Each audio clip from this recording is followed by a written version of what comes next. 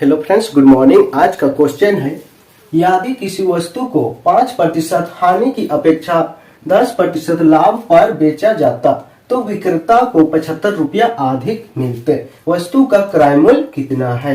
देखिए दोस्तों, इस तरह का क्वेश्चन को हम लोग शॉर्टकट विधि से कैसे बनाते हैं समझ लिए। चलिए बनाने शुरू करते हैं। देखिए दोस्तों, क्वेश्चन में क्या दिया हुआ है और हम लोग को क्या पूछ रहा है। यदि कोई वस्तु को 5% हानि की अपेक्षा हम लोग 10% लाभ पर बेचते हैं तो हम लोग को कितना रुपया अधिक मिलता है, 75 रुपया अधिक मिलता है। तो वस्तु का क्रय मूल्य निकालना है, मतलब वस्तु को कितना में खरीदा गया है वो हम लोग को निकालना है, समझ लिए। चलिए बनाते हैं। देखिए दोस्तों, इस तरह का क्वेश्चन में सबसे पहले हम लोग क्रय मूल्य को 100 मानेंगे। क्या मानेंगे, 100, समझ लिए। हमेशा क्रय मूल्य को 100 मान के बनाइएगा। देखिए 5% हानि की अपेक्षा हम लोग कितना 10% लाभ पर बेच रहे हैं। 5% की हानि की अपेक्षा अभी कितना में बेच रहे हैं, 10% लाभ पर बेच रहे हैं, समझ लिए। देखिए वस्तु का क्रय मूल्य कितना माने हैं, 100, तो 5 हानि के लिए हम लोग कितना में बेचेंगे।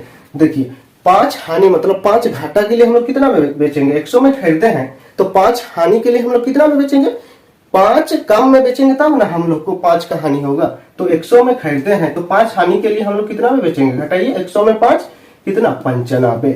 तो हम लोग कितना में बेचेंगे, 95 में बेचेंगे तो हम लोग को 5 का हानि होगा, समझ लिए।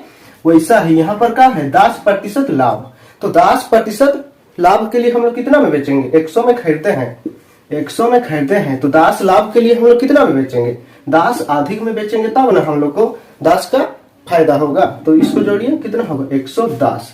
तो यहाँ पर लिखिए 110, समझ लिए। देखिए अब ये दोनों का अंतर कितना है, 95 से कितना अधिक है, 110। अब ये दोनों में घटाइए, 110 में 95 घटाएंगे तो कितना बचेगा, 15, समझ लिए। कितना बचेगा, 15।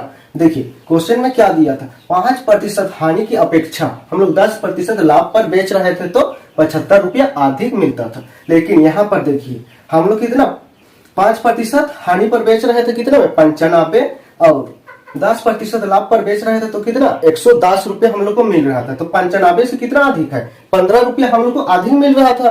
तो देखिए सबसे पहले ऐसे यहाँ पर लकीर खींचिएगा, समझ लिए। देखिए हम लोग 5% हानि में बेच रहे थे तो कितना मिल रहा था, 95, और 10% लाभ पर बेच रहे थे तो कितना मिल रहा था, 110। तो देखिए 95 से कितना अधिक है, 15, तो यहाँ पर 15 लिखिएगा, समझ लिए। हम लोग के आधार पर कितना 15 रुपया अधिक मिल रहा था, लेकिन क्वेश्चन के आधार पर देखिए 5% हानि की अपेक्षा 10% लाभ पर बेच रहा था तो कितना 75 रुपया अधिक मिल रहा था, समझ लिए।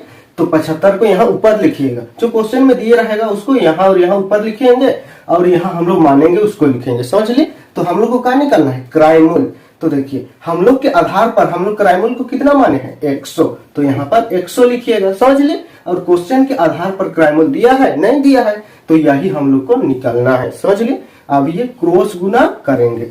चलिए 75 और 100, 75 गुना 100 बराबर 15 गुना डब्बा, 15 गुना डब्बा। क्रॉस गुना तो जानते करते हैं। चलिए अभी इसको काटिए, 15 का 15, 15 पचे 75, समझ लिए। अभी यहाँ पर कितना बचा, 500, यहाँ 100 और इधर डब्बा। अभी ये दोनों को गुना कीजिए, 5 1 का 5, 2 ठो 0 है, 2 ठो 0, और इधर का बचा डब्बा। तो डब्बा हम लोग किसको माने थे, वस्तु का क्रय मूल्य को। यहाँ वस्तु का क्रय मूल्य को न माने थे डब्बा, तो डब्बा का मान कितना है, डब्बा बराबर 500 रुपया, 500 रुपया।